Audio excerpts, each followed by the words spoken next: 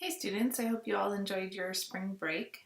Now that hopefully you caught a breath of fresh air, or maybe just some extra sleep, or maybe you worked more, or maybe you caught up on reading the Book of Unknown Americans. I know for me, I spent my time um, grading things and getting caught up in my classes. So that said, we still have several weeks to go, obviously, in the course. Hopefully by now, by the time you're watching this video, you submitted your process analysis, the final draft of your essay. So that's 2 essays down and 2 more to go. So kiss your brain, tell yourself you can keep doing this. Just like the other 2 essays, I'm going to set you up for what does a compare and contrast essay look like. We will complete an outline this week. Next week we'll do a rough draft, and then we'll do a final draft, and then we'll be moving on to the very last essay. That said, we are going to be finishing this book, the novel, in the next 3 weeks. So it's really important, if you are behind, that you get caught up and then try to keep up as well. If you can get ahead, that would even be great too. I know today I found myself waiting for my son, and I was able just to very quickly actually get in. I think it was like 40 some pages of reading while I was waiting for him to get dropped off. So, if you have a chance, take your books with you. And if you get to someplace early, try to get in a few pages here and there. That's kind of the best way sometimes to get it done. But that said, right now I'm going to talk about compare and contrast. I assume that a lot of you probably have experience with doing this kind of essay before. Essentially, all that a compare and contrast really is when you take 2 topics generally, and you just sort of say, well, what are their similarities and differences? And specifically with a compare and contrast essay, you want to have a purpose, right? The essay is not just a list of, hey, here's something that's similar and here's something that's different. That's not generally very interesting. So as you go into this essay, I want you to think about purpose. You can either express, inform, or persuade. And so, again, just kind of think about what is your purpose once you choose your topic. Do you want to express your ideas about 2 subjects? In this particular lecture, I'm just going to be using McDonald's and In-N-Out as kind of a practice way to look at 2 topics, although this is not a choice for your actual essay. As I mentioned, we will be writing about the novel. But just again, for practice, a lot of people have experience with both fast food restaurants. So again, just kind of looking at what our experiences at McDonald's and at In-N-Out. You might want to inform your readers, right? Maybe that's your purpose of your essay. If you happen to be writing about McDonald's and In-N-Out, maybe your target audience are people who've never been there before. And maybe you just want to sort of set them up for what to expect when they go to those restaurants, and how to order, and maybe what to order.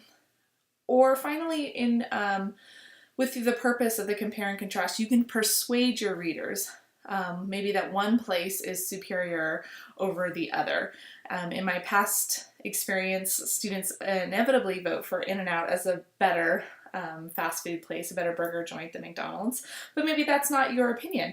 Maybe your opinion is actually the opposite. Maybe you feel like McDonald's gives you more bang for your buck, and therefore that makes a better fast food restaurant. So the purpose is entirely up to you once you decide on your specific topic. So subjects that can be compared. When you think about the word compare, I want you to think about similarities. Both of these topics have to have things in common. They also are going to have things that are different about them. If you choose things that are exactly the same, right, and there's no differences, then there's kind of no point in writing about them. Same thing for the opposite side of that, right? If you were to write about 2 topics that are so completely different that they really don't have any common ground, again, what's the purpose of that? We could choose anything that's that different. There's something actually more interesting in things that share commonalities but also differences. So again, you're going to choose a topic, and we'll talk about those in just a little bit, but you want them to have things that are in common, so things that can reasonably be compared. So again, we're going to make sure that we look for those similarities and differences. And if we were in class right now, we would just briefly come up with a list of sort of similarities and differences. And one really great way of doing that is actually the Venn diagram. All that requires you to do is actually to draw two circles, overlapping circles. You put one topic in one circle and the other topic in the other circle. Where the circles actually overlap, you could write all of their similarities here, and then we could write all of their differences here and all of their differences over here.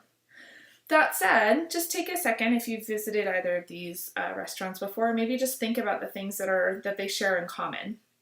Right off the top, generally most people recognize that both places are fast food. They both serve burgers, fries, and shakes. They both have drive-through. They're both very popular. They both share red and yellow for thematic colors, if you will. In terms of differences, McDonald's has a bigger variety of a menu. They have a breakfast menu. They have desserts. They have salad. They have chicken options. In-N-Out's menu is, although very basic, just sort of burgers, fries, and shakes. There is a whole secret menu for those of you that frequent there enough, and you could think through that really fast and think about maybe what are your favorite secret things to order there. In terms of other differences, what do you notice about maybe the restaurants? What's the difference between the two of them? Sometimes students automatically remember that, hey, McDonald's has Happy Meals, and In-N-Out, they'll offer you stickers, but there's no, kids meal per se. Same thing with a play place. Not every McDonald's has a play place, but many of them do. Some of them offer Wi-Fi.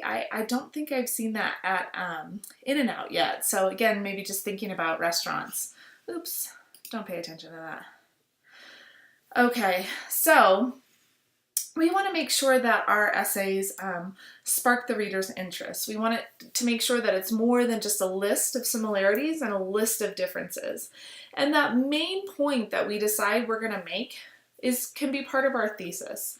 And this is really important when you're thinking about the outline this week, is what is the point of your essay?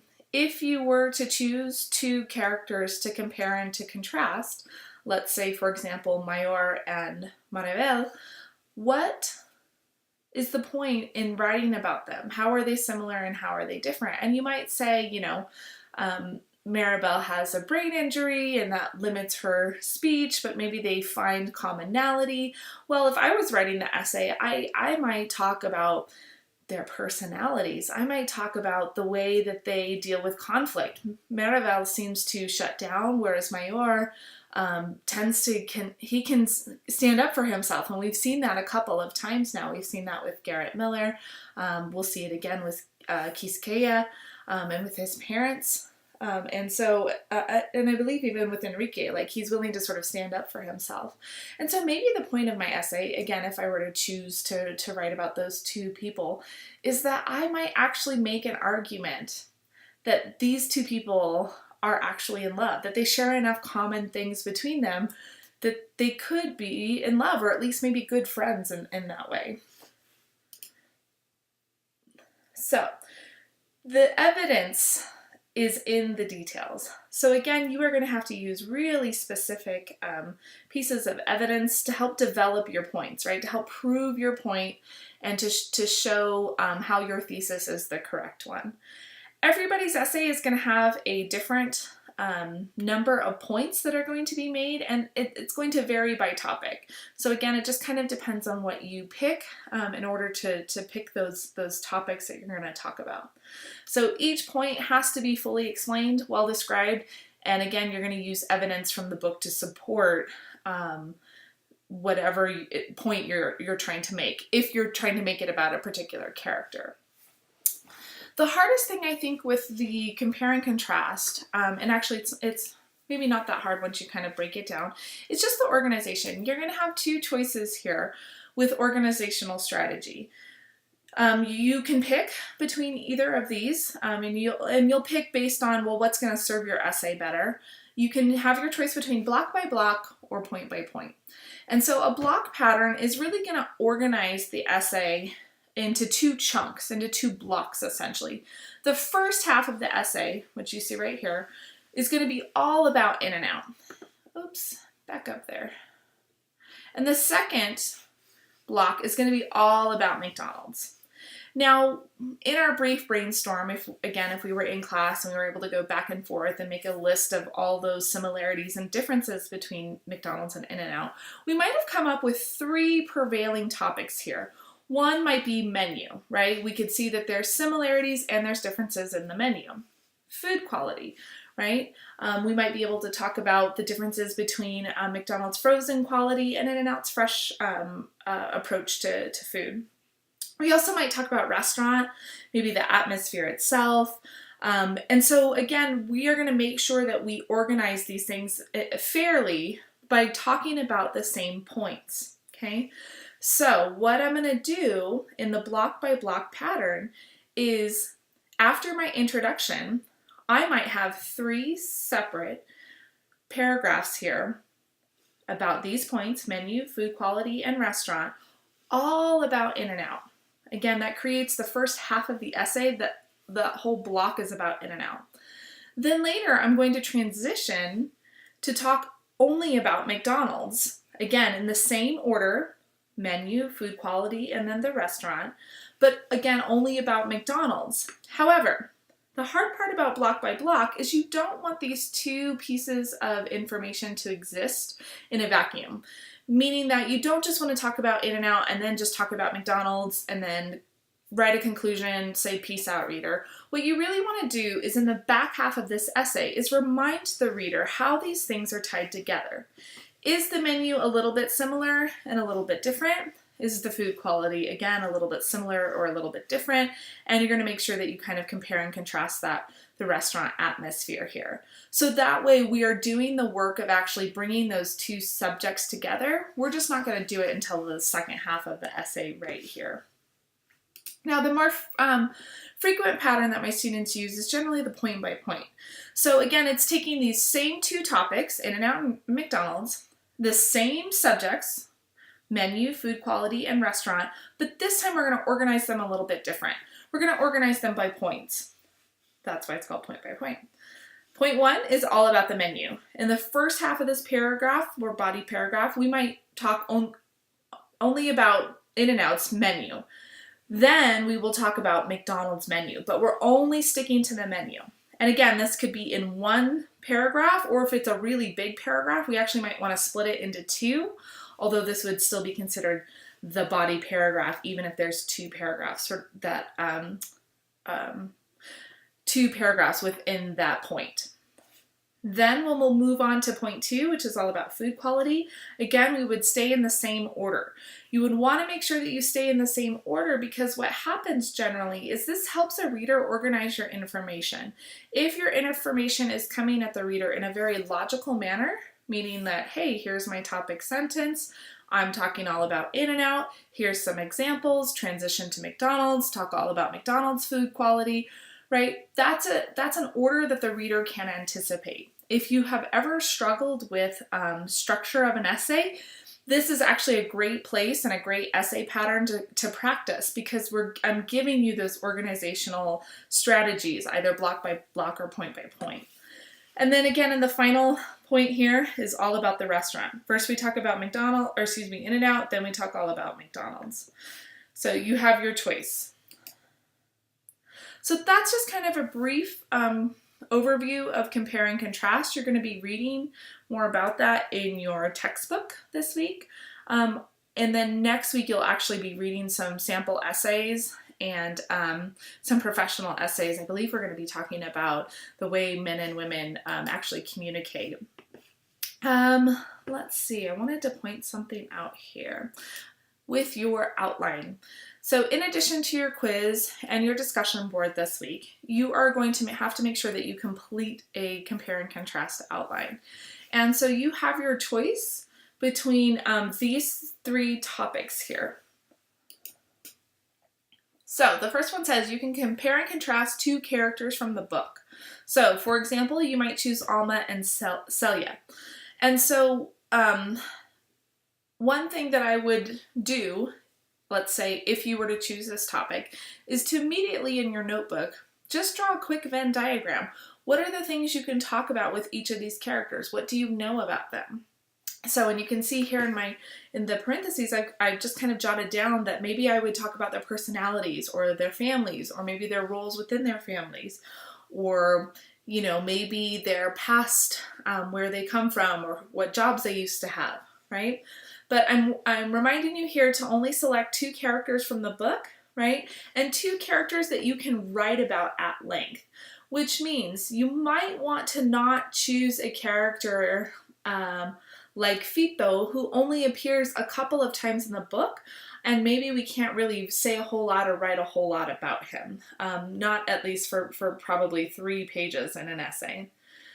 The second choice for your essays, you can compare and contrast 1 character from the novel and 1 person from your family. Note that this does not say you can choose yourself to write about. It's much easier to write about ourselves than it is someone else. So I am forcing you to choose someone else. So again, that's 1 character from the book and 1 person from your family.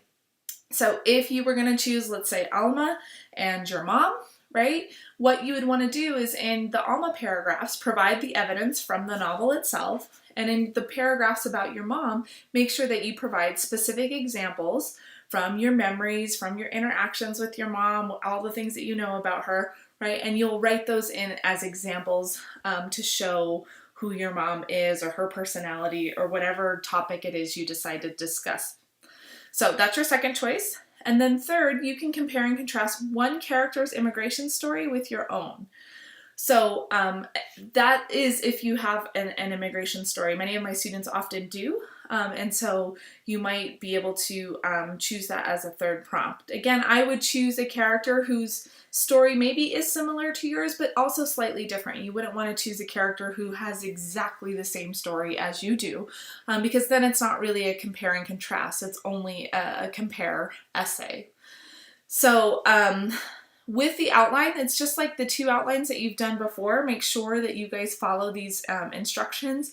You use your book to help pull you through that.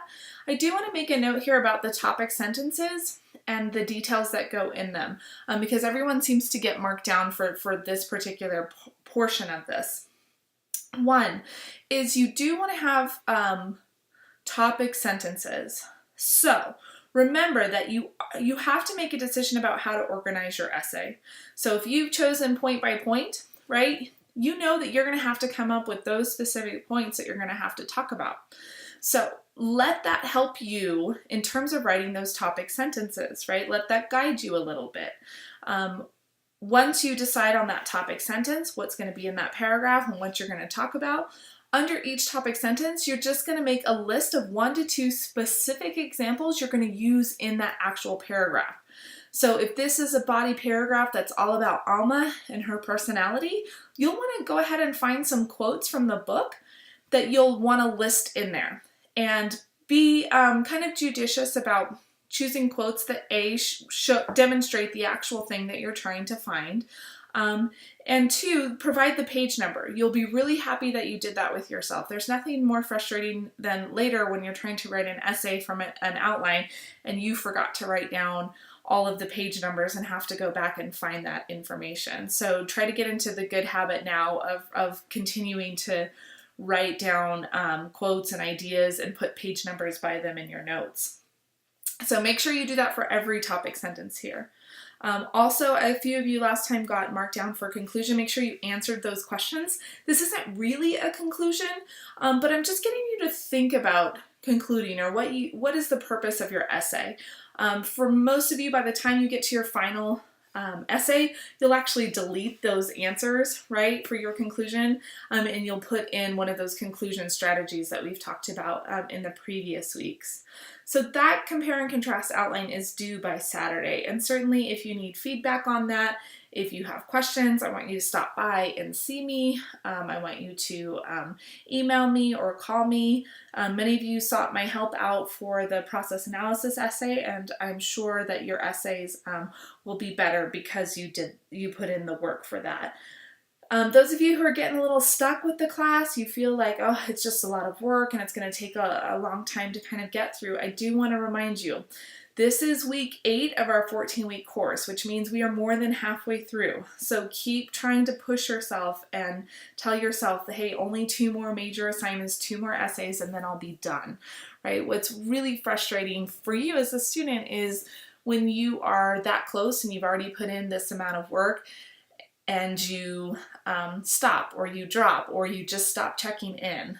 So I'm trying to just encourage you to continue on. That said, I will see you on the discussion board this week. All of our discussion boards are going to be about the Book of Unknown Americans, and it should be a good discussion, considering we are still going to talk about some of those topics that come up in the book, like the love affair between Mayor and Maribel, and some machismo stuff that shows up. So I'll see you on the discussion board. Bye, you guys.